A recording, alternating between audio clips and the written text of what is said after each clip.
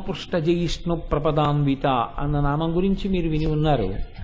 నకధీధితి సంచందన మజ్జన తమోగుణ అంటారు. తర్వాతి నామంలో అమ్మవారి యొక్క పాదమునకు ఉండేటటువంటి గోళ్ళు గురించి మాట్లాడుతున్నారు.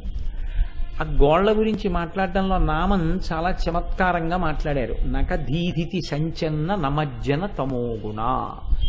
అమ్మ, ఎవరైతే తెల్లగా ప్రకాశిస్తున్నటువంటి నీ పాదముల యొక్క గోళ్లకి నమస్కారం చేస్తారో అటువంటి వారి యొక్క తమోగుణము గోటి యొక్క కాంతి చేత నశిస్తోంది, కప్పివేయబడుతోంది, తొలగదోయబడుతోంది, సమూలముగా తీసివేయబడుతోంది అంటారు. ఇక్కడ మీరు ఒక విషయాన్ని చాలా జాగ్రత్తగా గమనించవలసి ఉంటుంది. శరీరంలో రెండిటికి రెండు మాత్రం నిర్జీవంగా ఉంటాయి. అవి జీవంతో ఉన్నాయి అని మీరు పిలవడం కుదరదు. ఎందుచేతన అంటే వాటిని మీరు ఖండన చేసినప్పుడు వాటి వలన బాధ ఏమీ ఉండదు. ఒకటి వెంట్రుకలు, రెండు గోళ్ళు. ఈ రెండింటినీ మీరు ఏ చాకు పెట్టో బ్లేడు పెట్టో కోశారనుకోండి, కోస్తే దానికి ఏం శరీరం తల్లడిల్లిపోవడం బాధపడిపోవడం ఏముండదు. అందుకని అవి కూడా శరీరముతో సమానమైనటువంటి స్థాయిలో ఉన్నాయా అంటే వాటికి జీవం ఉన్నది అని చెప్పడం కష్టం. ఎందుచేత అంటే జీవం ఉంటే బాధ ఉండాలి, కానీ వాటికి బాధ ఉండదు. జీవం లేదు అని నిర్ధారణ చేద్దామా? అవి పెరుగుతుంటాయి, పెరుగుతున్నాయి కాబట్టి ప్రాణం ఉంది. కోస్తే బాధ పెట్టవు కాబట్టి ప్రాణం లేదు. కాబట్టి గోరు యొక్క విలువ ఎంతవరకు అంటే అసలు ఆ గోరు ప్రాణమున్నది అని చెప్పడం కూడా కష్టం లోకంలో. అటువంటి గోటి యొక్క విలువ ఎంతవరకు పనికొస్తుంది అంటే ఆ గోరు ఆత్మరక్షణ కొరకు పనికొస్తుంది. మనకైతే ఆ గోరు ఎందుకు పనికొస్తుంది అంటే ఒక గోరు లేని వ్యక్తి ఉన్నాడు అనుకోండి, ఇప్పుడు ఆయనకి ఉపాసనలో ఇబ్బంది కానీ లేకపోతే ఆయనకి గోరు లేదండి అందుకని దీనికి పనికిరాడని మీరేం చెప్పడానికి కుదరదు. గోళ్ళు లేకపోతే అలాంటి ఇబ్బందులు ఏముండవు. కానీ ఆ గోటి వలన ఉపయోగం ఏమిటి అంటే కేవలం శరీర రక్షణ జరుగుతుంది. ఆ గోళ్లతోటి ఒళ్ళు ఎక్కడైనా దురద పెడితే కాస్త గోక్కోవచ్చు. ఇంకా కొంచెం ఏదైనా ఇబ్బంది ఉంటే, మనకి ఇబ్బందికరమైంది ఏమైనా కనపడితే దాన్ని బహుశా గోటితో హింస చెయ్యొచ్చేమో. అంతకు మించి గోటికి ప్రయోజనం ఉన్నట్టుగా మనకేం కనపడదు. అంటే పెద్ద విశేషమైనటువంటి ప్రాధాన్యతా కోణంలో ఏం కనపడదు. ఇలాంటి అనుషంగికమైన ప్రయోజనాలు ఏమైనా ఉంటే ఉండొచ్చు. అంటే నేను ఇది చెప్పేసిన తర్వాత మళ్ళీ మా ఇంట్లో స్క్రూ ఒకటి నేను గోటితో తిప్పానండి, నేను ఇంకో ప్రయోజనం ఉందని నా దగ్గరికి వచ్చి అది చెప్పకండి. నేను అలాంటి ప్రయోజనాల యొక్క చిట్టా గురించి నేను మాట్లాడటం లేదు. గోటికి అంతకన్నా పెద్ద ప్రయోజనం ఉంది అని చెప్పడం కుదరదు. ఒక చెయ్యి ఉందనుకోండి, దానికి ఒక ప్రయోజనం ఉంటుంది. వేళ్ళు ఉన్నాయనుకోండి, వేళ్లకి ఒక ప్రయోజనం ఉంటుంది. ప్రతి వేలుకి ఒక ప్రయోజనం ఉంటుంది. ఎందుకంటే అంగన్యాసకరన్యాసం చేస్తే ప్రతి వేలు మీద న్యాసం చేయవలసి ఉంటుంది. ఎందుకు అలా న్యాసం చేస్తారు? మంత్రం చేసేటప్పుడు ఎందుకు అలా అంగన్యాసకరన్యాసాలు ఉంటాయి? మళ్ళీ అవన్నీ వేరు విషయాలు. కానీ గోరు లేకపోతే వచ్చే ఇబ్బంది ఏమైనా ఉంటుందా అలా వైదిక నిష్టకి అంటే అలా ఏం ఉండదు. కాబట్టి గోటి యొక్క స్థాయి ఒక కోణంలో మాత్రమే మాట్లాడడం కుదురుతుంది, ఒక స్థాయిలో మాట్లాడడం కుదురుతుంది. కానీ అమ్మవారి గోటి గురించి ఏమంటున్నారంటే వసిన్యాది దేవతలు అవి కూడా ఎక్కడి గోళ్ళు? చేతులకున్న గోళ్ళు గురించి వాళ్ళు ఏం మాట్లాడటం లేదు. వాళ్ళు ఇప్పుడు మాట్లాడుతున్నది దేని గురించి మాట్లాడుతున్నారు అంటే పాదములకు ఉన్నటువంటి గోళ్ల గురించి మాట్లాడుతున్నారు. నఖదీదితి సంచన్న మజ్జన తమోగుణ. అమ్మా, నీ పాదములలో ఆ బొటనవేలి గోరుందే, ఆ గోరు ఒక్క గోరు లేదా గోళ్ళు, ఆ గోళ్ల నుంచి వచ్చేటటువంటి కాంతి ఏది ఉన్నదో ఆ కాంతి మా యొక్క తమోగుణమును పోగొట్టగలిగినదై ఉన్నది. ఈ నామం పైకి చూడడానికి ఇందులో ఏముంది? పెద్ద చీకట్లని కప్పివేస్తుంది, తమోగుణాన్ని తీసేస్తుంది అని ఉంటుంది. కానీ మీరు కొంచెం జాగ్రత్తగా దాన్ని ఆంతర పరిశీలనం చేస్తే మీకు ఒక విషయం ద్యోతకం అవుతుంది. సాధారణంగా లోకంలో కాంతి అనబడేటటువంటిది 3 వస్తువుల్ని ఆశ్రయించి ఉంటుంది. అందులో ఒక వస్తువుని ఇంకొక దాంట్లో కలిపేస్తారు. అలా చెప్పవలసి వచ్చినప్పుడు సూర్యుడు, చంద్రుడు, అగ్నిహోత్రము అని 3 కాంతి ఉన్న వాటిగా చెప్పడం జరుగుతుంది. అందులో మళ్ళీ చంద్రుడు సూర్యుడి యొక్క ప్రకాశం చేత చంద్రుడు ప్రకాశిస్తాడు తప్ప స్వయం ప్రకాశకం కాదు. అగ్ని వేరుగా చెప్పబడక్కర్లేదు, సూర్యుడితో కలిపేసేయచ్చు. ఎందుకంటే సూర్యుని యొక్క కిరణములయందు ప్రకాశము వేడిమి 2 ఉంటాయి. ఇప్పుడు మీరు బాహ్యంగా దాన్ని తేలిక భాగంగా విడదీయడానికి సూర్యుడు చంద్రుడు అని పిలవవలసి వస్తే కాంతికి, చంద్రుడిని మాత్రం ఎందుకండి, సూర్యుడి యొక్క ప్రకాశం వల్లే కదా చంద్రుడు ప్రకాశిస్తున్నాడు అని అడగచ్చు.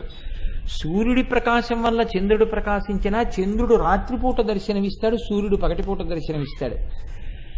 మిట్ట మధ్యాహ్నం వేళ ఉన్నటువంటి సూర్యుణ్ణి మీరు మీ కన్ను తెరిచి చూద్దామంటే కుదరదు. ఆయన్ని మధ్యందిన మార్తాండు అంటారు. అప్పుడు మీ కన్ను శోషిస్తుంది, మీరు చూడలేరు. ఆ కన్ను చూడలేని స్థితిని కలుగుతుంది. వసంత ఋతువు తర్వాత గ్రీష్మం వస్తుంది. ఆ సమయంలో మీరు అసలు సూర్యకిరణముల కింద తిరగడం కూడా చాలా కష్టం. శోషింపచేస్తాయి ఆ కిరణాలు, తప్పింపచేస్తాయి. కానీ చంద్రకిరణములకు ఏ ఋతువు ఎందు అటువంటి లక్షణం ఉండదు. ఏ ఋతువులోనైనా సరే మీరు చంద్రకిరణముల కింద కూర్చుంటే చాలా ప్రశాంతంగా, చాలా చల్లగా, చాలా హాయిగా ఉంటుంది. అసలు సూర్యుడు ఉదయించిన తరువాత చీకటి అన్న సమస్య రాదు.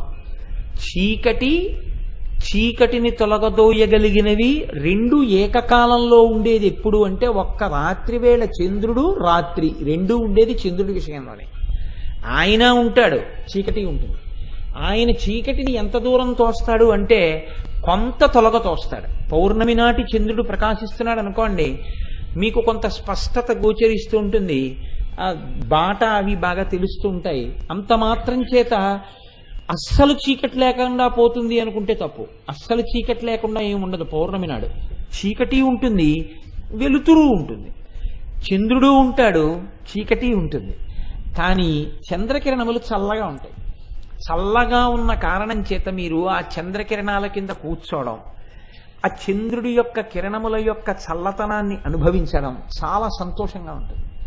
ఇప్పుడు అమ్మవారి యొక్క గోళ్ల నుంచి వచ్చేటటువంటి కిరణములు సూర్యుడితో పోల్చబడినవై ఉన్నాయనుకోండి, అసలు మీరు అమ్మవారి పాదాల దగ్గరికి చేరడం అన్న సమస్య లేదు. మీరు కొంచెం జాగ్రత్తగా ఆలోచించండి. ఆ కాంతి సూర్యకాంతి అయి ఉంటే మీరు దగ్గరికి వెళ్ళడం అన్న ప్రశ్నే లేదు. సూర్యుడికి దగ్గరగా ఎవరు వెళ్ళగలరండి? ఎవరైనా వెళ్ళగలరేమిటి సూర్యుడి దగ్గరికి? వెళ్ళలేరు. సూర్యుడి దగ్గరికి వెళ్ళడానికి ఒకసారి ప్రయత్నం చేశారు జటాయువు, సంపాతి. అలా ప్రయత్నం చేస్తే సంపాతి రెక్కలు కాలిపోయి, జటాయువు ఆచ్ఛాదించింది, ఆయన ఎక్కడో పడిపోయాడు, ఈయన ఎక్కడికో వెళ్ళిపోయాడు. కాబట్టి సూర్యమండలానికి దగ్గరగా ఎవరు వెళ్ళలేరు. అదొక పెద్ద మరిగిపోతున్న గోళం. అటువంటి సూర్యమండలంగా కానీ అమ్మవారి గోటికాంతి ఉంటే మీరప్పుడు అమ్మవారి పాదములకు వంగి నమస్కరించడం అన్న సమస్య రానేరాదు. ఆ గోళ్లకి చల్లతనం ఉంటే, ఆ పాదములకు చల్లతనం ఉంటే, ఆ చల్లతనానికో లక్షణం ఉన్నట్టు. ఏమిటది? ఎంత పాపమున్నవాడు తిరుగుతున్నా చంద్రుడికి చల్లతనం ఇవ్వడం ఎలా తెలుసో, అమ్మవారి పాదముల వైపుకు వంగినటువంటి ఎవరినైనా రక్షించడం అమ్మవారి పాదాలకు తెలుసు. కాబట్టి ఆ కాంతి చంద్రకాంతిలా ఉంటుంది. ఇక్కడే మీరు కొంచెం జాగ్రత్తగా పట్టుకోవలసినటువంటి విషయం ఉంటుంది. ఇది మీరు పట్టుకోగలిగారనుకోండి, పట్టుకోగలిగితే అసలు మీరు ఎందుకు పాదాలకి నమస్కారం చెయ్యాలో మీకు అర్థం అవుతుంది. ఇవి హేతువునకు దొరికేవి కావు. మీరు బాగా జ్ఞాపకం పెట్టుకోండి. కొన్నింటిని మీరు హేతువు చేత పట్టుకుందాము, ఒక్కనాటికి తెలియవు. అది మీ అనుభవము చేత, జ్ఞానము చేత, గురువు యొక్క అనుగ్రహము చేత మాత్రమే ద్యోతకమవుతాయి. అన్యథా వాటిని మీరు హేతువుల చేత నిరూపణ చేస్తాను అంటే అలా దొరకవు. ఎందుకని మీరు కొంచెం జాగ్రత్తగా పట్టుకునే ప్రయత్నం చేయండి. నామాన్ని చంద్రుడి కిందకి నేను వెళ్ళి నిలబడ్డాను అనుకోండి, చల్లగా ఉంటుంది నాకు. చంద్రుడి కిందకి ఆయన చంద్రుడని తెలియదు, ఆ చంద్రకిరణాలు చల్లగా ఉంటాయని తెలియదు. ఒక పసిపిల్లవాడు వెళ్ళి ఆడుకుంటూ అలా చంద్రుడి వంక చూశాడు అనుకోండి, అతనికి చల్లగా హాయిగానే ఉంటుంది. ఒక వృద్ధుడు అరుగు మీద కూర్చున్నాడు అనుకోండి, ఆయనకి హాయిగానే ఉంటుంది. చంద్రకిరణముల యొక్క గొప్పతనం ఎక్కడ వరకు పనికొస్తుంది అంటే, బాహ్యమునందు మీకు చల్లతనాన్నిచ్చి బాహ్యతాపమునకు ఉపశాంతినిస్తుంది. గ్రీష్మ ఋతువులో పగటిపూటంతా మీరు ఎండకి శోషించిపోతే సాయంకాలం చంద్రోదయం వేళటికి బయటికి వచ్చి ఎక్కడ కాస్త చెట్లు ఎక్కడ ఉంటాయో, ఎక్కడ ఆరుబయలు ఉంటుందో అక్కడికి వచ్చి అందరూ కూర్చుంటుంటారు. ఎందుకు కూర్చుంటారు అంటే, సూర్యకాంతికి బడలిపోయిన వాళ్ళు చంద్రకిరణముల చేత ఆహ్లాదమును పొందుతారు, ఆనందాన్ని పొందుతారు. చంద్రకిరణం యొక్క ప్రయోజనం అంతవరకు మాత్రమే. పైకి మీకు చల్లగా ఉంటుంది, మీ లోపలి తాపమునకు కారణమేమి? మీ లోపల ఎప్పుడు తాపం ఉంటుంది. ఏమిటా తాపం? సాంసారికమైనటువంటి తాపమే. సంసారంలో ఉన్నవాడు కంబళిలో అన్నం తింటున్న వాడితో సమానం. కాబట్టి వాడికి ఎప్పుడూ ఏదో బాధ ఉంటుంది. ఏ బాధ లేకుండా లోకంలో ఎవ్వడూ ఉండడు. మీరు బాగా జ్ఞాపకం పెట్టుకోండి. నేను ఏ బాధ లేదండి, నాకు పుట్టినప్పటి నుంచి ఇప్పటి వరకు నేను ఒక్క బాధ పడలేదు అని అన్నాడు అనుకోండి, అప్పుడు మీరు రెండిటిలో ఒకటి నిజమై ఉండాలి. ఏది అంటే, ఒకటి ఖచ్చితంగా అతను అబద్ధమే ఆడాడు. రెండేమిటి అంటే, అతను మహాబ్రహ్మజ్ఞాని అయి ఉండాలి. అతనికి సుఖమునకు దుఃఖమునకు తేడా తెలియకుండా ఉండాలి రమణ మహర్షిలాగా. అప్పుడు అతను నాకు దుఃఖము కలగలేదు అన్న మాట అండవు. ఎందుకంటే సుఖము సమానమైనప్పుడు దుఃఖం అన్న మాట ఎక్కడి నుంచి వస్తుంది? కాబట్టి బ్రహ్మజ్ఞాని అనడానికి కూడా కొంచెం కష్టం అవుతుంది. కాబట్టి అతను అబద్ధం ఆడాడన్నదే పరమసత్యం. ఎందుకంటే అసలు పుడుతూనే నాకు దుఃఖం లేదన్నవాడు ఉండడు. దుఃఖం ఉంది కాబట్టి ఏడుస్తూ పుట్టావు. కాబట్టి దుఃఖము ఉంది, పుట్టి అమ్మ యొక్క గుండెలకి తగలగానే సుఖము ఉంది. బతుకే సుఖ దుఃఖాలతో ప్రారంభం, సుఖ దుఃఖాలతో పరిపూర్ణం. కాబట్టి ఇప్పుడు చంద్రకిరణములు మీకేమిస్తాయి అంటే బాహ్యమైనటువంటి తాపశాంతిని మాత్రమే ఇయ్యగలవు, ఆ చల్లతనాన్ని ఇవ్వగలవు. లోపల ఉన్నటువంటి అజ్ఞానమనేటటువంటి చీకటిని, తమోగుణమనేటటువంటి లక్షణాన్ని ఎవరు తీసివేయగలరు? ఆ గోళ్లకుండేటటువంటి చంద్రలక్షణం వేరు అమ్మవారి గోళ్లకి. ఆ గోళ్ల కాంతులు కాని మీ తలకి తగిలితే ఉత్తర క్షణంలో మీలో ఉన్నటువంటి తమోగుణం నశిస్తుంది. అలా నశిస్తుందనడానికి ఏదైనా హేతు ఉందా అండి? చంద్రకిరణాలు పడితే చల్లగా ఉందని తెలుస్తోంది. అమ్మవారి పాదాలకి అలా నిజాయితీతో నమస్కారం చేసిన వాళ్ళ అజ్ఞానం పోతుందని కూడా నిరూపిస్తారా? నువ్వు అలా చిత్తశుద్ధితో నమస్కారం చేయి, నీకు అనుగ్రహం కలుగుతుంది. అంతవరకే. అంతేకాని దానికి హేతు నిరూపణలు అంటూ ఏం ఉండవు లోకంలో. అన్నింటికీ హేతు నిరూపణలు ఉండవు. మీకు అంతవరకు ఎందుకండి? సూర్యోదయం అయిందంటాం, సూర్యాస్తమయం అయిందంటాం, పచ్చబద్ధాలు. సూర్యోదయం ఏమిటి, సూర్యాస్తమయం ఏమిటి? సూర్యోదయం లేదు, సూర్యాస్తమయం లేదు. అసలు సూర్యుడు ఉదయించింది ఎక్కడ ఉదయించాడు, అస్తమయం ఎక్కడైంది? సూర్యుడు ఉదయించలేదు, సూర్యుడు అస్తమించలేడు. మీరు సూర్యుడి చాటుకెళ్ళారు. భూమి తిరుగుతోంది. తిరుగుతున్నప్పుడు సూర్యుడు ఇలా ఉంటే భూమి ఆయనకి ఎదురుగుండా వస్తే పగలవు, ఆయనకి వెనక్కి వెళ్ళిపోతే చీకటి. ఎవరు ఆయనకి ముందున్నారో వాళ్ళకి పగలవు. సూర్యుడు అస్తమించాడా, మీరు వెనక్కి వెళ్ళారా? మీరు వెనక్కి వెళ్ళారు. మీరు వెనక్కి వెళ్ళి సూర్యుడు అస్తమించారంటారేంటి? మీరు మళ్ళీ ముందుకు వస్తే సూర్యోదయం, మీరు ముందుకొస్తే సూర్యోదయం, మీరు వెనక్కి పెడితే సూర్యాస్తమయం. అంతేకాని మీరు అనుకున్నవన్నీ నిజాలైపోతున్నాయని అనుకోకూడదు. ఎందుకంటే ఒక్కొక్కసారి ఒక రకమైనటువంటి ఆ అజ్ఞానం తాత్కాలికంగా ఆవహిస్తుంది. ఆ జ్ఞానము లేకపోవడం చేత అప్పుడు మనకి వినపడేవి, మనకి కనపడేవి సత్యాలుగా కనపడతాయి. కానీ విచారణ చేత అవి సత్యం కాదని మీకు తెలుస్తాయి. నాకు ఒక్కొక్కసారి ఎంత గొప్పగా చెప్పారా ఈ వ్యాఖ్యానాలు అనిపిస్తుంది. నేను ఒకసారి సామర్లకోటలో ఉద్యోగం చేసే రోజుల్లో లాస్ట్ బస్సు ఒకటి ఎక్కాను, కాకినాడ వచ్చే బస్సు. అప్పట్లో దిక్కుమాల ఆఫీసు లేట్ అయిపోతుండేది, ఏదో ఆలస్యంగా వస్తున్నాను. వస్తుంటే ఆఖరణ ఇద్దరమే మిగిలాం ఆ బస్సులో. ఒక ఆయన అడ్డంగా పడుకుని నిద్రపోతున్నాడు, 3 సీటర్ దాంట్లో. ఈ కండక్టర్ వెళ్ళి ఆయన్ని అతి కష్టం మీద లేపాడు. లేపి ఎక్కడ దిగుతావు కాకినాడలో అని అడిగాడు. ఆయన ప్రతాప్ నగర్ అన్నాడు. ఆయన ప్రతాప్ నగర్ అనేటప్పటికీ బస్సు అంతా వాసన వచ్చేది. అంటే ఆయన ఏ స్థితిలో ఉన్నాడో మీరు అర్థం చేసుకోవచ్చు. ఇంకంతకన్నా నేను చెప్పక్కర్లేదు.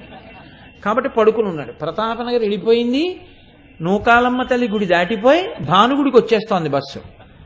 కానీ నేను తెల్లబోయింది ఎక్కడంటే కండక్టర్ ఏమీ తొనకలేదు, బెనకలేదు. నా దగ్గరికి వచ్చి అడిగాడు, మీరు ఎక్కడ దిగుతారని అడిగాడు. నేను భానుగుడి దిగిపోతానండి అన్నాను. అలాగా అన్నాడు. నేను భానుగుడి దగ్గర ఏమైనా అంటే మీరు ఏమనుకోకండి, మీ మానాన్ని మీరు దిగిపోండి అన్నాడు. అలాగేనండి అన్నాను. భానుగుడు వచ్చింది. అతను చేతిలో ఉన్నటువంటి ఆ టికెట్లు పంచి చేసే ఇనపదాన్ని తీసి ఇతని పక్కనున్న దాని మీద కొట్టన్నాడు. ప్రతాపనగర్ అన్నాడు. నేను దిగిపోయాను. నేనేమన్నా పట్టించుకోవద్దు అన్నారు కదా. భానుగుడే అని నాకు తెలుసు, నేను దిగిపోయాను. ప్రతాపనగర్ అని మీరు వాడు దిగిపోయాడు. బస్సు వెళ్ళిపోయింది. నేను మామూలుగా ఆగి చూస్తున్నాను, ఇప్పుడు ఇతను ఏం చేస్తాడు అని. దిగిపోయి అలవోకగా అతను వెళ్ళిపోతున్నాడు. అంటే ప్రతాప్ నగర్ దిగాడు కాబట్టి నేను వెళ్ళిపోతున్నాడు. అంటే ఆ తర్వాత అతనికి ఎప్పటికో తెలిసేటప్పటికీ అతను ఏ బస్సు ఎక్కాడో అతనికి గుర్తుండదు. ఆ బస్సు కాంప్లెక్స్కి వెళ్ళిపోతాడు. ఏ గొడవ లేకుండా అతను తన సమస్యని పరిష్కరించేసుకున్నాడు. ప్రతాప్ నగర్ దాటిపోయిందంటే అతను గొడవ పెట్టినాడు. చక్కగా భానుగుడి దగ్గర ప్రతాప్ నగర్ అన్నాడు. తప్ప అతందే, నీ కండక్టర్ తప్పు కాదు. వాడు అలా నిద్రపోతే అతను ఏం చేస్తాడు? సేవించకూడనివి సేవించి పడుకుంటే. కాబట్టి చక్కగా ఇద్దరిని దింపేశాడు. ఒకటి గమ్యం చేరాడు, ఒకటి గమ్యం అనుకుని తప్పుతోట చేరాడు.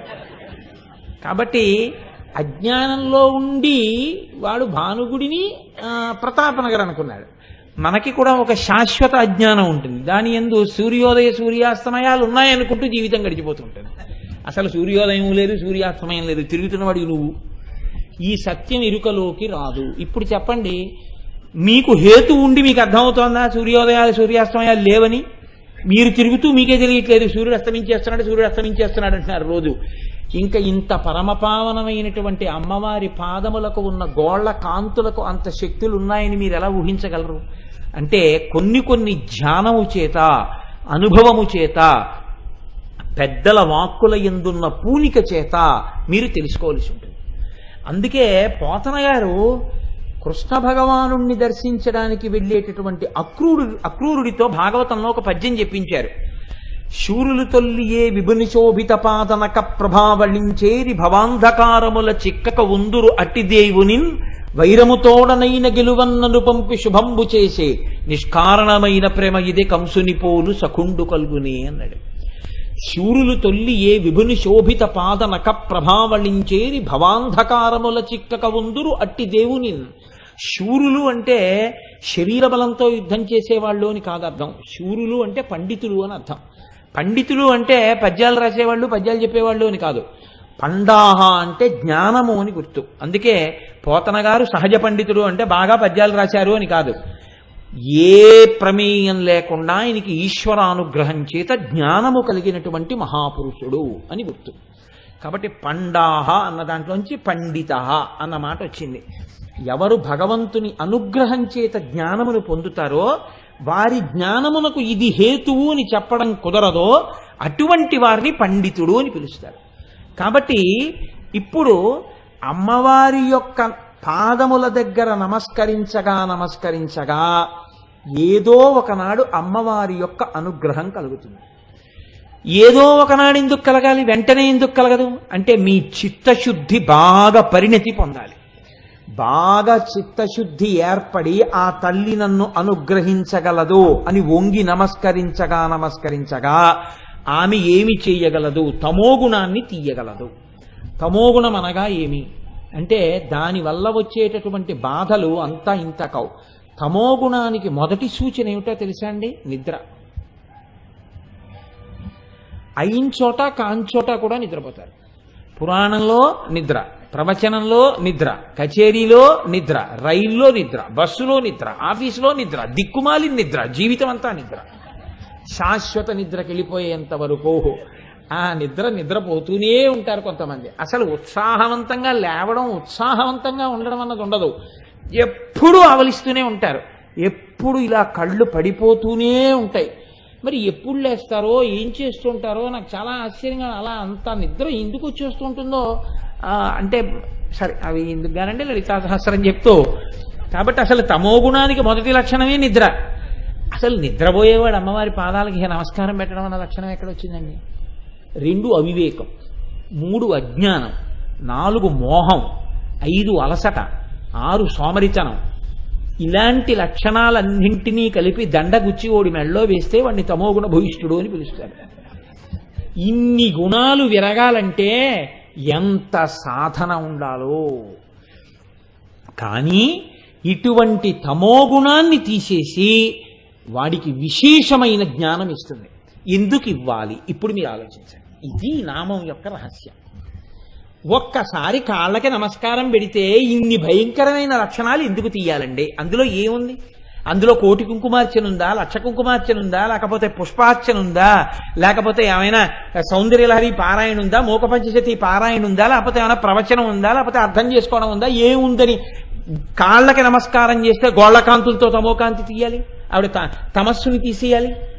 అంటే ఇక్కడ మీరు అర్థం చేసుకోవలసిన గొప్పతనం ఏమిటంటే ఆవిడ ఉన్నది, ఆవిడికి ఆ శక్తి ఉన్నది, ఈ విశ్వాసం నీకుంటే. దీని హేతువేది? అసలు ఆ విశ్వాసం నీకుంటే విశ్వాసమే భక్తి. ఎక్కడ విశ్వాసం లేదో అక్కడ భక్తి లేదు. విశ్వాసం ఉన్నదని గుర్తు ఏమిటి? ఆచరణే. నమ్మావు, ఆచరిస్తావు.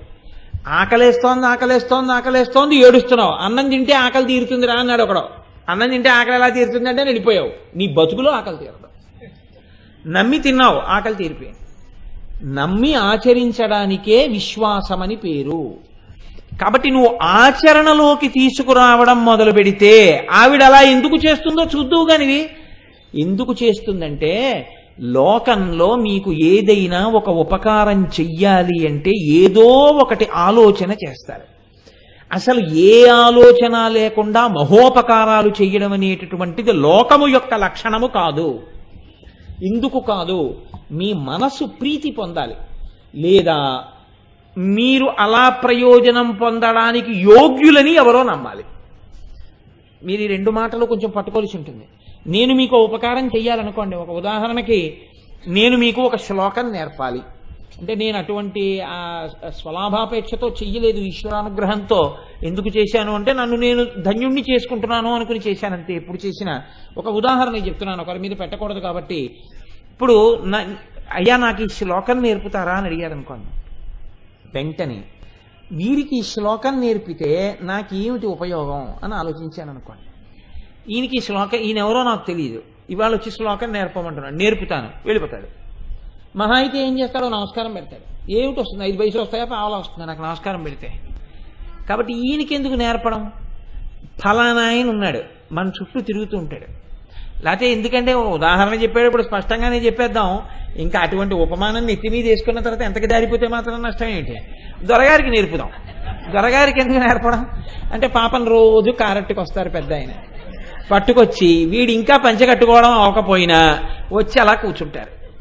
కూర్చుని దొరగారు నేను రెడీ అనేటప్పటికీ పాపం ఆయన లేచి నిలబడి నమస్కారం కోటేశ్వరారు రండి అని కారు ఎక్కించుకొని డ్రైవర్ని కూర్చోపెట్టి డ్రైవ్ చేయించడం కూడా ఇష్టం లేక ఆయనే స్వయంగా కారు డ్రైవ్ చేసుకొచ్చి నేను ఉపన్యాసం చెప్తే ఆయన కింద కూర్చుని నా ఉపన్యాసం అయిపోయి నేను లోపలికి వెళ్ళి కూర్చుంటే వీడు మళ్ళీ లోపలికి వెళ్ళి ఎప్పుడో వస్తాడరా అనకుండా ఆ అరుగు మీద అక్కడే కూర్చుని నేను 9:30కు వచ్చినా 10ంటికి వచ్చినా ఇప్పుడు వచ్చారేమండి అని ఒక్కనాడు అనకుండా తీసుకొచ్చాం కదా వాడు ఎలా విడితే మనకెందుకని వెళ్ళిపోకుండా అలాగే కూర్చొని 9:30కో 9:45 గంటలకో నేను వచ్చిన అప్పుడు లేచి గబగబా వచ్చి కించిత్ విసుగు ఇన్ని సంవత్సరాల నా అనుబంధంలో ఒక్కనాడు ఆ ముఖంలో కనపడకుండా అప్పుడు నన్ను తీసుకెళ్లి ఇంటి దగ్గర దింపి కారు డోర్ తీసి కిందకి దిగి నాకు నమస్కారం చేసి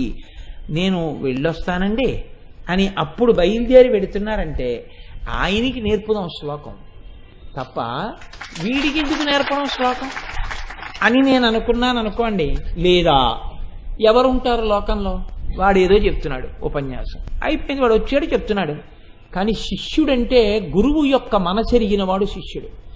గురువుగారు ఇంత తాపత్రయపడి ఇంత కష్టపడి 3 రోజుల నుంచి ఆ పాదాల గురించి చెప్పి ఇంకా చెప్పలేకపోయానండి అని బాధపడుతున్నారు.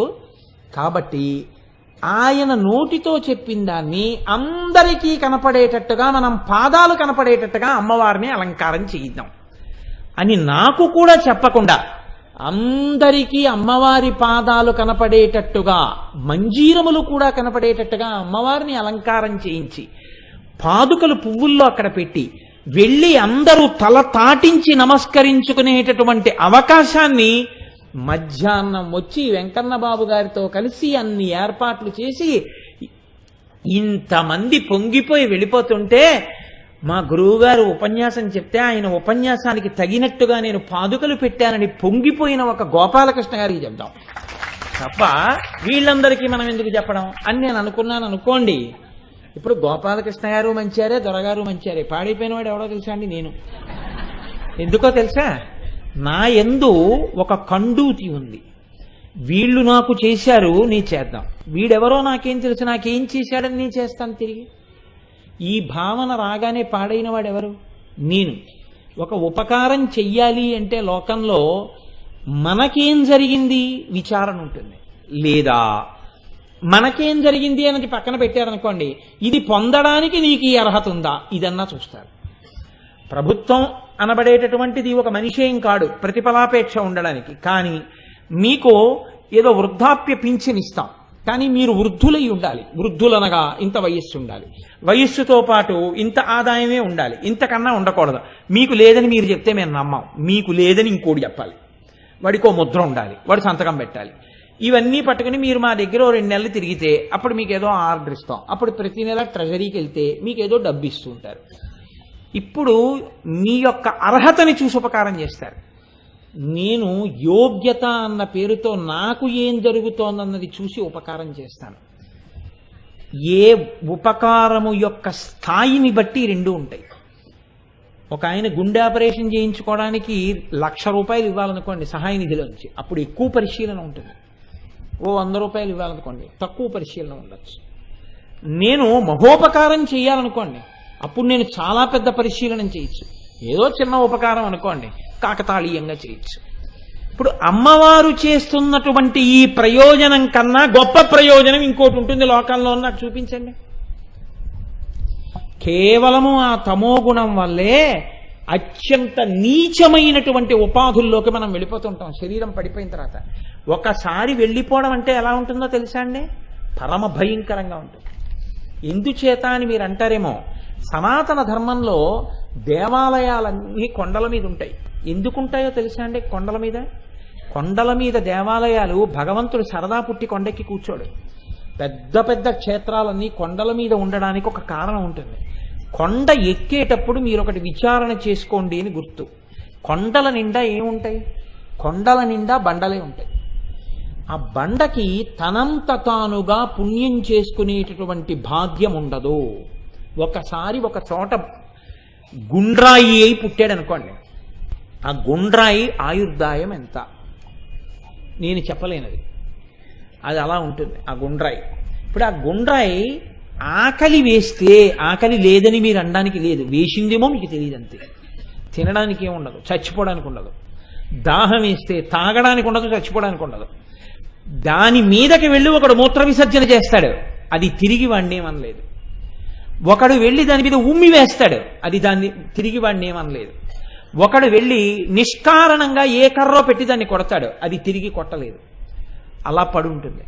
పోనీ అబ్బా ఈ జీవితం జీవించలేకపోతున్నాను, ఏదైనా ఒక మంచి పని చేద్దాం అనుకుంది, ఆ బండరాయి జీవితంలో ఏమీ చేయలేదు. ఇప్పుడు బండరాయి నుంచి విముక్తి రావడానికి హేతువేది? బాగా ఆలోచించండి.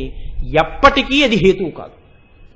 బండరాయి తనంత దానుగా ఉత్తర జన్మయందు ప్రవేశము లేదు, వెళ్ళలేదు అసలు.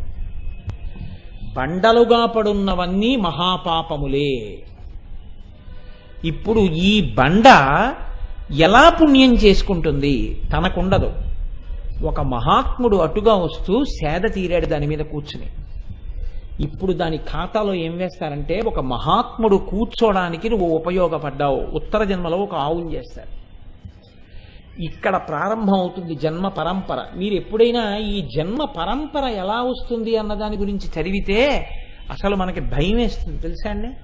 మనుష్య జన్మ అంటే ఇంత గొప్పదా అని ముక్కున వేలేసుకుంటాను నమ్మగలిగితే. మీరు ఎప్పుడైనా మార్కండేయ పురాణానికి వ్యాఖ్యానాలు కానీ ఏమైనా చూస్తే భయం వేస్తుంది. ఎందుచేత అంటే ఒక్కసారి జన్మ పొందడం అంటే ఎంత కష్టమో తెలుసా అండి.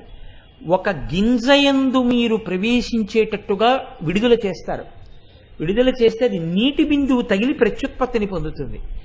ఇది మళ్ళీ ఒక పండులోనో అన్నపు గిన్నెలోనో వీర్య కణాలన్నీ వీడు మళ్ళీ పుట్టడం కోసమని పైకి తేలుతాడు.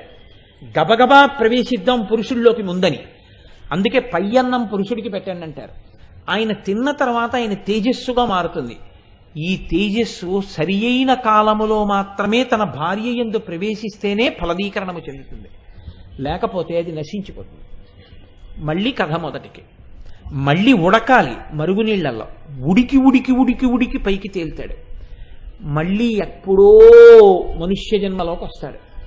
అసలు ఇలా తిరగడంలో నీ మొదటి జన్మ అది, ఆ బండగా వచ్చావు.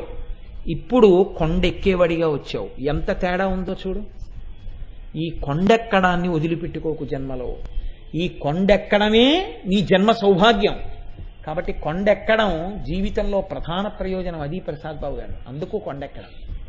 కాబట్టి నడిచి కొండెక్కండి అంటుంటారు. మీరు నడిచి కొండెక్కితే ఈశ్వరుడికి కలిసి వచ్చేది ఏముంటుందండి? మీరు కొండెక్కితే, మీరు శ్రమ పడితే, మీరు ఆయాసపడితే భగవంతుడికి సంతోషమా? ఆయన ఏమైనా శాడిస్ట్ అలాగా? కొండెక్కిన వాళ్ళకు ఓ పుణ్యం, కొండెక్కిన వాళ్ళకు ఓ పుణ్యం వేయడానికి అలా ఏం ఉండదు. మీ శరీరమునకు ఆ శక్తి లేనప్పుడు ఈశ్వరుడు ఆ పుణ్యమే ఇస్తాడు ఆర్తి చేత. కానీ ఓపిక ఉండగా వెళ్ళడం దేనికి అంటే ఆ పరిశీలన నిలబడడానికి. ఆ బండల వంక చూస్తే అయ్య బాబోయ్ ఎంతమంది పడిపోయి ఉన్నారో, ఎందరు జీవులు పడిపోయి ఉన్నారో, మన భాగ్యం కదరా మనుష్యుడిగా ఉన్నాం, ఈ కొండెక్కి సర్వేశ్వరుడి సన్నిధానంలోకి ప్రవేశిస్తున్నాను నేను అని మీరు సంతోషించగలరు. ఇంతటి స్థితిలో మీరున్నారు. ఇప్పుడు మీరు చూడండి, మీకు ఉపకారం చేసి మీలో ఉన్న తమోగుణం పోగొట్టడం అంటే మీ అవివేకాన్ని, మీ అలసత్వాన్ని, మీ నిద్రని, మీ జాడ్యాన్ని, మీకున్నటువంటి మోహాన్ని, ఇన్నింటిని అమ్మవారు నమస్కరిస్తే తన గోటికాంతితో తీయాలి. ఎందుకు తీయాలి? ఏ కారణానికి తీయాలి? నేను వంగి నమస్కారం చేశానండి తీసేయాలంటే సరిపోతుంది ఏంటి? వంగి నమస్కారం చేస్తే తీసేయాలా? అంటే అంతకన్నా గొప్పది లేదా లోకంలో? అంటే ఇక్కడే పెద్దలు అన్నారు, నిర్హేతుకమైన ఈశ్వర కృపకు ఈ నామము ఆలవాలము.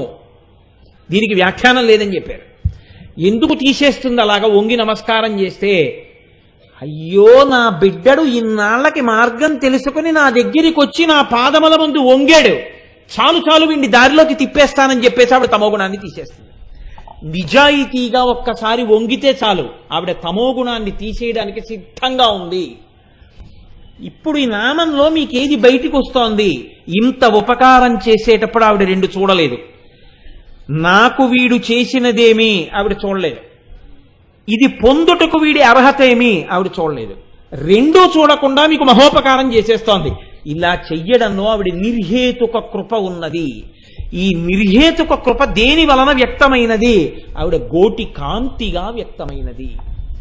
కాబట్టి నకదీదితి సంచలన మజ్జన తమోగుణ. ఇప్పుడు ఆ నామం ఎంత పవిత్రమైన నామమో, మనం ఎందుకు అమ్మవారి పాదాల దగ్గర నిలబడి నమస్కారం చెయ్యకూడదో, ఎందుకు రెండు చేతులు కలిపి లలాటము దగ్గర తాటించి వంగి నమస్కారం చెయ్యాలో, 5 జ్ఞానేంద్రియములు, 5 కర్మేంద్రియములు, బుద్ధి, మనకి విచక్షణనిచ్చి నిర్ణయం చేసేటటువంటి బుద్ధి 11ంటిని కలిపి అమ్మవారి పాదముల దగ్గర న్యాసం చెయ్యడమే, అక్కడ నిక్షేపించి శరణాగతి చెయ్యడమే మీరు వంగి చేసినటువంటి నమస్కారమునకు గుర్తు. మీరు ఈ బుద్ధితో ఒక్కసారి నమస్కరిస్తే ఆవిడ సిద్ధంగా ఉంది మీ తమోగుణాన్ని తీసేయడానికి. కాబట్టి నకదీదితి సంచలన మజ్జన తమోగుణ. ఇలా జరిగిన సందర్భాలు ఏమైనా ఉన్నాయా అంటే హేతువునకు అందకుండా జరగడానికి కారణాలు అవే. పూర్వకాలంలో తాళ్లపాక అని, పూర్వకాలమేమి ఇప్పటికీ ఉంది ఆ తాళ్లపాక గ్రామం. తాళ్లపాక అన్నమాచార్యుల వారి యొక్క జన్మస్థలం. ఆ తాళ్లపాక గ్రామంలో విఠలయ్య అనబడేటటువంటి ఒక బ్రాహ్మణుడు ఉండేవాడు. ఆయనకి ఓ 2 ఎడ్ల బండి, ఏదో కొద్దిగా వ్యవసాయం. పరమతృప్తితో భగవంతుణ్ణి సేవించుకుంటూ వైదికమైనటువంటి జీవనాన్ని చేస్తున్నాడు. ఆయనకు ఒక కొడుకు పుట్టాడు. అతని పేరు నారాయణయ్య అని పెట్టుకున్నాడు. ఎందుకని అంటే అతని వైదిక సంస్కృతి అక్కడ తెలిసిపోతోంది. నారాయణ నారాయణ అని పిలిస్తే చాలు నేను ధన్యుణ్ణవుతానని పెట్టుకున్నాడు. ఆ పిల్లవాడికి ఆచమనం చేసేటప్పుడు ఓం కేశవాయ స్వాహ, ఓం నారాయణాయ స్వాహ, ఓం మాధవాయ స్వాహ కూడా రాలేదు. వాడికి సంధ్యావందనం రాలేదు, వాడికి వేదం రాలేదు, వాడికి చదువు రాలేదు, ఏమీ రాలేదు. ఆయన బాధపడి పక్కనే ఊటుకూరు అనబడేటటువంటి గ్రామంలో ఉన్నటువంటి ఒక ఉపాధ్యాయుడి దగ్గర పెట్టాడు. మీరు వీడికి పాఠాలు నేర్పండి అన్నారు. ఆ ఉపాధ్యాయుడు, ఆ గురువు చాలా వ్యగ్రమైనటువంటి బుద్ధి కలిగిన వాడు. అతను శరీరాన్ని దండించేవాడు. అంటే చాలా గట్టిగా కొట్టేస్తుండేవాడు పిల్లలు. అలా ఇలా కాదు, చింతబరికలు వీపు మీద వాతలు తెలిపోతాయి, అలా కొడుతుండేవాడు.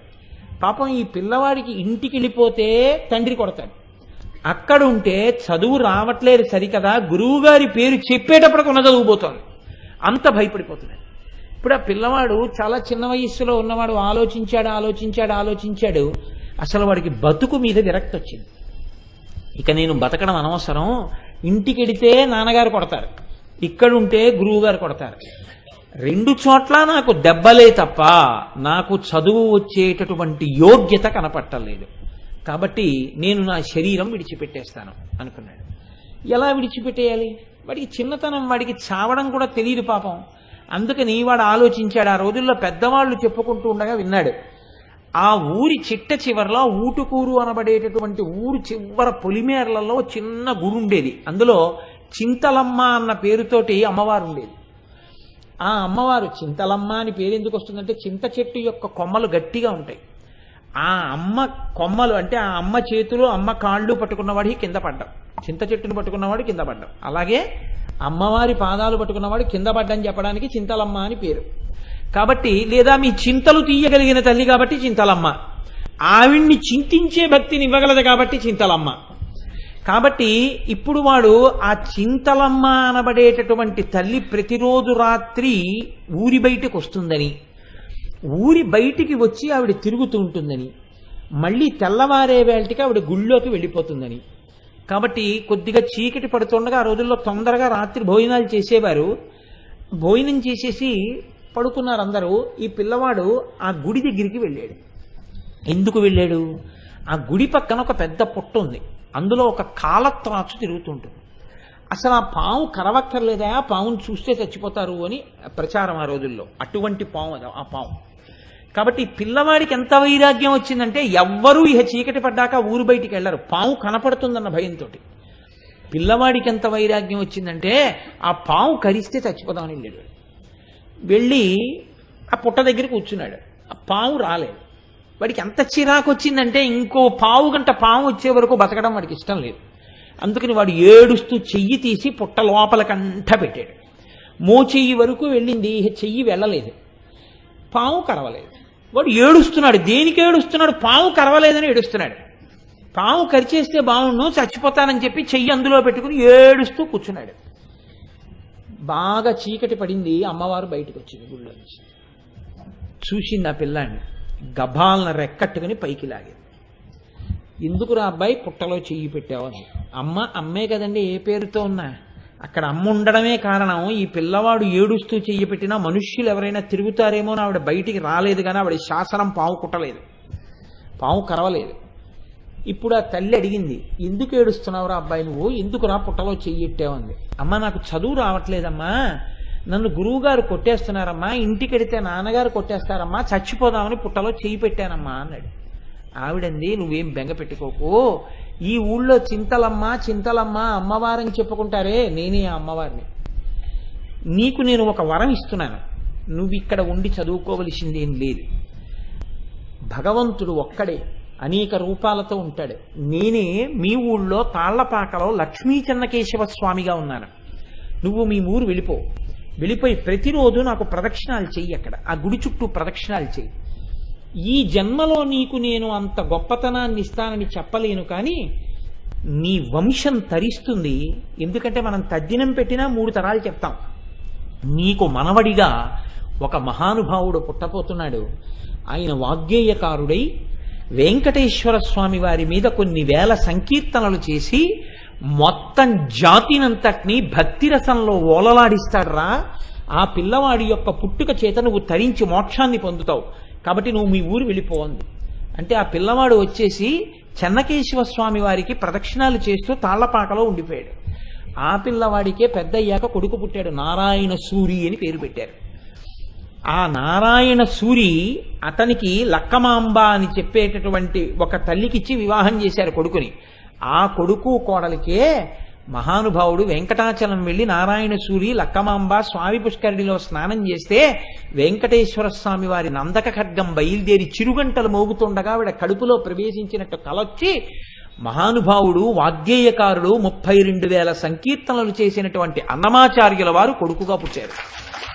పుట్టి తాళ్లపాక అన్నమాచార్య అని పేరు వచ్చి అన్నమాచార్యుల వారు ఆయనకి నారాయణయ్యకి మనవడుగా పుట్టిన కారణం చేత నారాయణ సూరి నారాయణయ్య కూడా మోక్షాన్ని పొందారు. ఇప్పుడు చెప్పండి, ఏ కారణం వల్ల అమ్మవారు నారాయణయ్యకి ఆ స్థితినిచ్చింది, అన్నమయ్యకి తాతని చేసింది? నాకు చెప్పండి. ఈ పుణ్యమని మీరేమైనా చెప్పగలరా? మీరేం చెప్పలేరు. అమ్మవారి గుడి దగ్గర కూర్చోవడం, అమ్మవారి వంక చూసి మాట్లాడడం, తన కష్టం నిజాయితీతో ఆవిడెవరో తెలియకపోయినా చెప్పుకోవడం అమ్మ ప్రేమకి కారణమైంది. ఇంత పెద్ద వరాన్ని ఇచ్చేసిందంతే. అన్నమయ్య ఆ వంశంలో పుట్టడానికి హేతువు ఆ తల్లి ఇచ్చినటువంటి వరం, చింతలమ్మ ఇచ్చినటువంటి వరం. ఆ తల్లి అనుగ్రహిస్తే ఆవిడ కృపకి కారణం ఏదై ఉంటుందని మీరు అనుకుంటున్నారు? ఏ కారణం ఉండదు. ఆ స్థితిని పొందేస్తారు.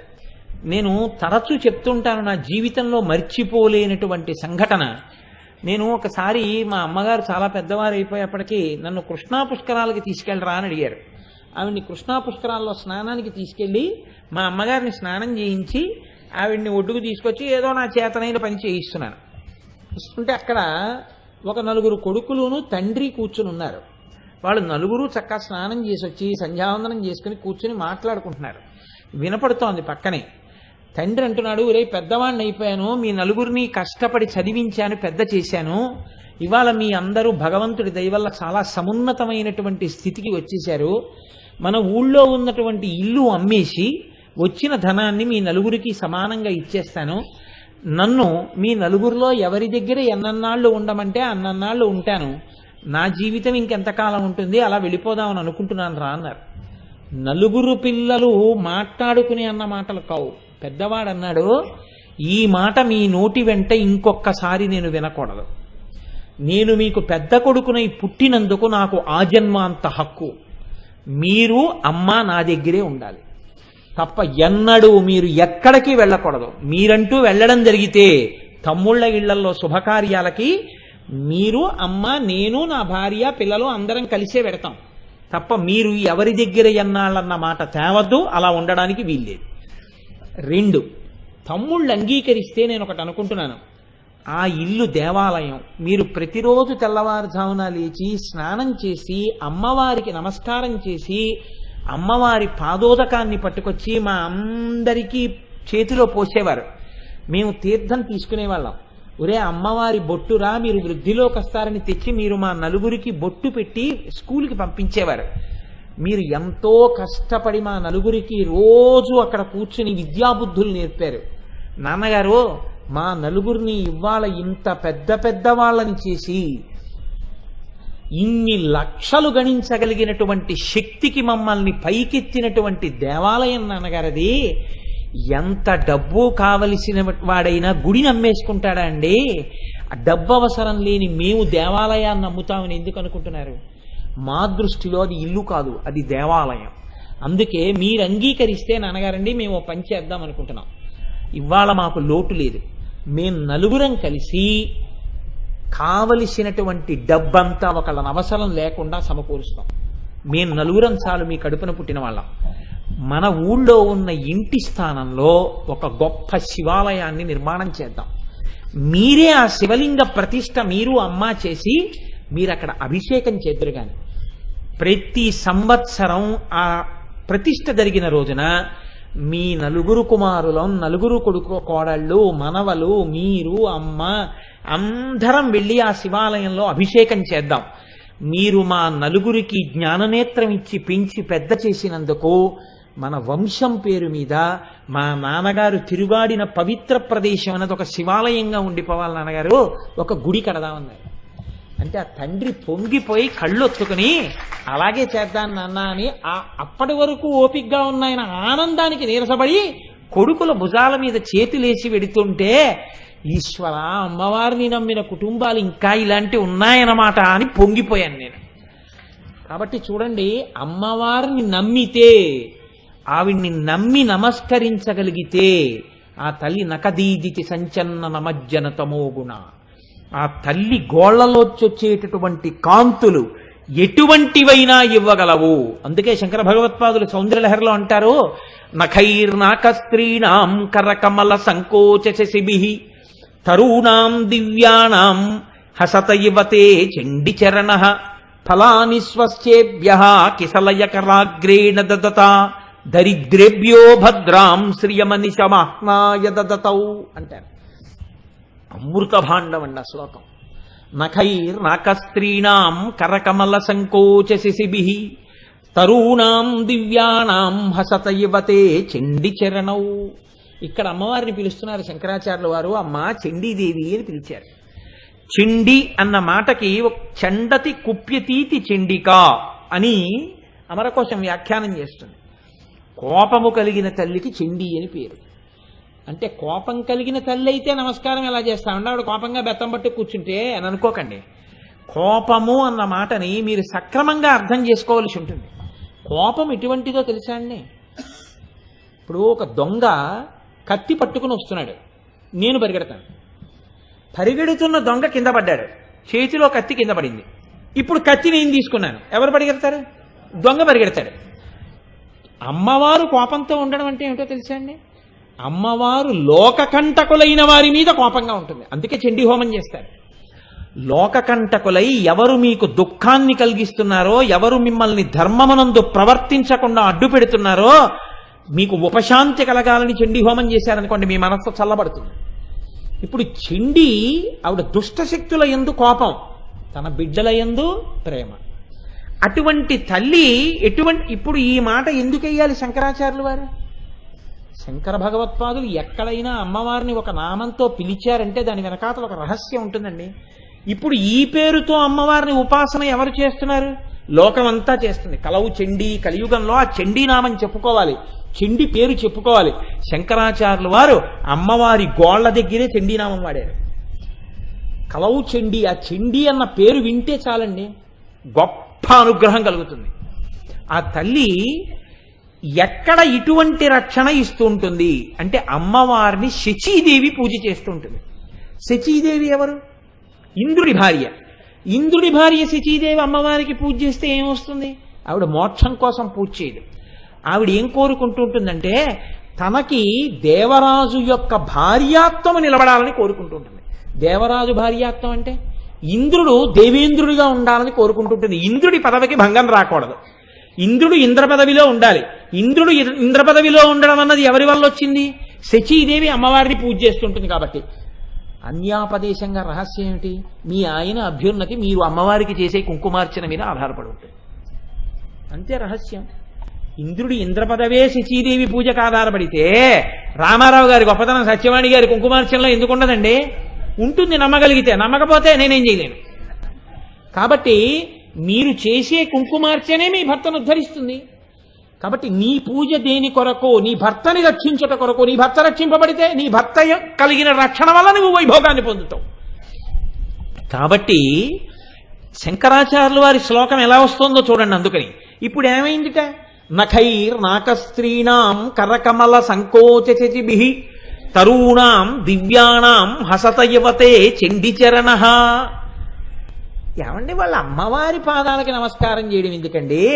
వాళ్ళకి కోరిన కోరికలు తీర్చగలిగినటువంటివి కొన్ని ఉన్నాయిగా వాళ్ళ దగ్గర కామధేను ఉంది, వాళ్ళ దగ్గర కల్పవృక్షం ఉంది. ఈ రెండు దేవలోకంలోనేగా ఉంటాయి. ఉన్నప్పుడు కామధేనువుని అడిగితే వాళ్ళ కోరిక తీరదా? కల్పవృక్షాన్ని అడిగితే కోరిక తీరదా? ఎందుకు తీరడంలో అమ్మవారి పాదాల దగ్గరికి వస్తారో చెప్తున్నారు శంకరాచార్యుల వారు. కిసలయ కరాగ్రేణ దదత. మీరు వెళ్ళి కల్పవృక్షానికి మీ కోరిక చెప్పాలి. కల్పవృక్షం ఆలోచించి సరే తీరుస్తానుండని ఓ 2 రోజులు ఆగిన తర్వాత చిగురు పడుతుంది. చిగురు పట్టి తన చిగురుటాకుల వంటి చేతులతో మీకు ఆ ఫలితాన్ని ఇస్తుంది. కాబట్టి కల్పవృక్షం వెంటనే ఇచ్చేస్తుందని నమ్మకమేం లేదు. కానీ కల్పవృక్షం దేవతలకే ఉంది, మనకి కల్పవృక్షాలు లేవు. వెళ్ళి నమస్కారం చేద్దామంటే. కాబట్టి ఉన్నవారు వారు, లేనివారు మనం. ఉన్నవారు వారైతే లేనివారిని ఏమని పిలవాలి? దరిద్రులని పిలవాలి. కాబట్టి దరిద్రుల కోవలోకి ఎవరు వస్తారు? ఎవరు కల్పవృక్షాన్ని లేని వాళ్ళు వాళ్ళందరూ దరిద్రులు. శంకరాచార్యుల వారి శ్లోకానికి గమ్మత్తు చూడండి. మన దరిద్రులని పిలవడమా ఆయన ఉద్దేశ్యం? కాదు.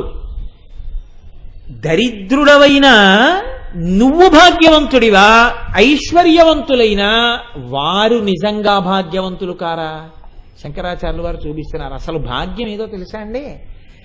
ఎవరు అమ్మవారి పాదముల దగ్గరికి వెళ్ళి నమస్కారం చేస్తాడో వాడు భాగ్యవంతుడు. ఎందుకని? కిసలయ్య కరాగ్రేణ దదత. కల్పవృక్షం వెంటనే ఏమి ఇచ్చేయట్లేదు ఫలితం. కాబట్టి కల్పవృక్షానికి శక్తి కూడా అమ్మవారి అనుగ్రహం వల్లే వస్తోంది. కాబట్టి ఇప్పుడు అమ్మవారిని ప్రతిరోజు వచ్చి తన ఐదోతనం కోసం, భర్త యొక్క అభ్యున్నతి కోసం, తన యొక్క సుమంగళీత్వం కోసం తన భర్త ఇంద్ర పదవిలో ఉండడంలో రాక్షసులు వచ్చి ఇబ్బంది పెట్టి యుద్ధాలు చేసి భర్త యుద్ధానికి వెళ్ళాడు ఎలా ఉన్నాడో అని బెంగ పెట్టవలసినటువంటి అవసరం లేని రీతిలో ప్రశాంతంగా ఉండడం కోసం శచీదేవి ప్రతిరోజు వచ్చి నమస్కారం చేస్తోంది. అంటే కేవలం ఇంద్ర పదవి ఉంటే సరిపోదు, ఇవాళ పదవి ఉంది కానీ ఆయన ఎప్పుడూ దెబ్బలాడుతూనే ఉన్నాడు రాక్షసుల మీద. ఇవాళ ఉంది, రేపు ఉంటుందో ఊడిపోతుందో తెలియదు. ఆ స్థితి కాదు, ఉన్నది మనశ్శాంతితో ఉన్నది. మీకు లేనిది కల్పవృక్షం ఇస్తుంది, ఉన్నది మనశ్శాంతితో ఉండేట్టు చేయగలిగింది ఎవరు? అమ్మవారే.